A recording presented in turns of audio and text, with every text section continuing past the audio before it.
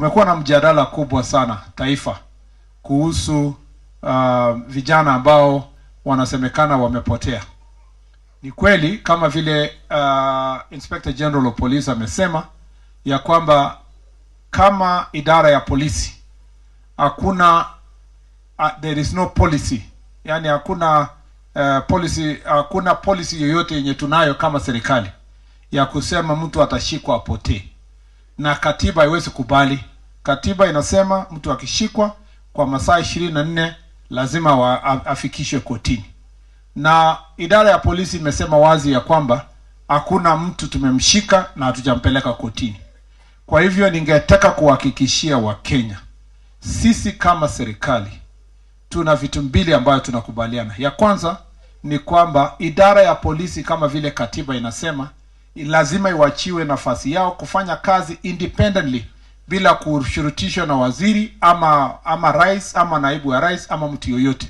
The police is under command of the Inspector General and they will do their work independently, and we will support the independence of our police service to do their work independently. And therefore we will never allow a situation where any of us will direct Inspector General of Police of National Police Service on how to do their work, because they have been professionally given that mandate in the Constitution to make sure that they keep our country safe.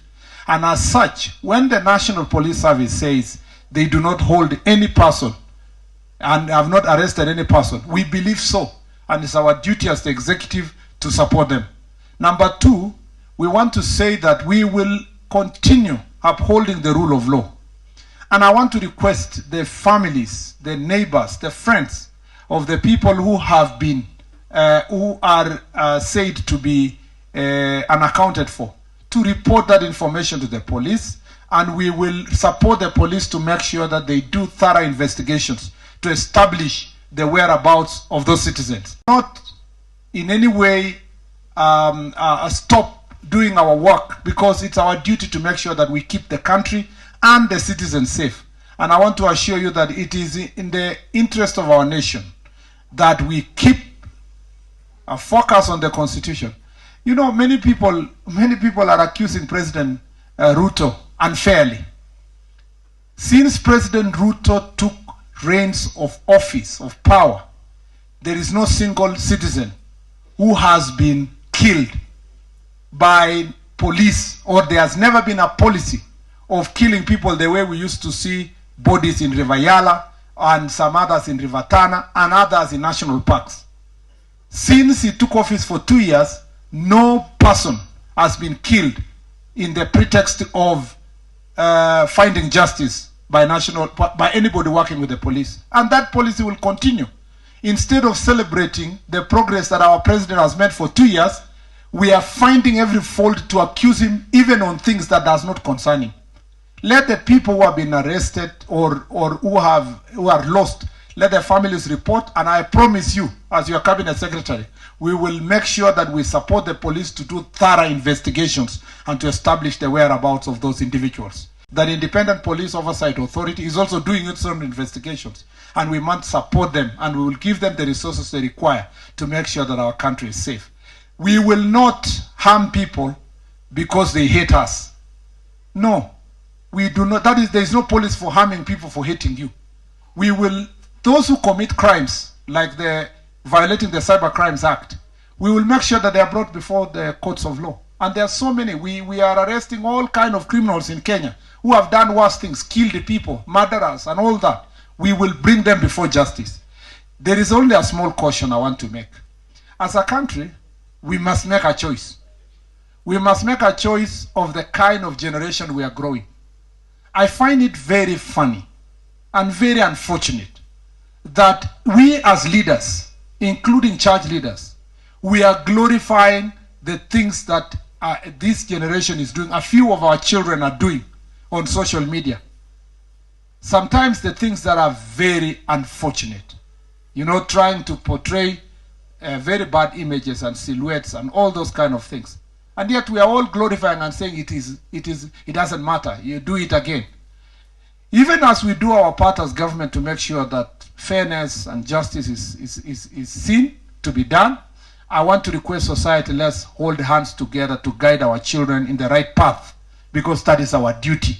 Is as parents. I really pity the future generation, because some of us who are parents now, in our generation, not the generation of the speaker, in our generation, tumewacha responsibilities and our children are bosses unto themselves. I think it's important, like the Bible says, we guide our children in the right path so that they may be able to also grow a future generation that makes Kenya a country that we must be proud of. Let me tell you as a last statement, Mr. Speaker, if, you know, many of these people who have traveled, they glorify countries like US, Australia, Europe. Those countries are extremely strict in the application of cyber laws, and in fact in the use of social media. They are extremely strict in their own countries. They protect their children against pornography. They protect them against bad language. They protect them against social misfits. They protect them against all kind of evil. But when we come here thinking that we are actually borrowing from them, we are extremely reckless in how we protect our citizens from social misuse of social media. I think time has come that we should revisit that law again as executive and as parliament to make sure that we apply even more stricter rules to protect our children and our country from these bad social behaviors, so that we can take our country forward. Social media is a very good medium of communication, but it's also a bad medium if we abuse it.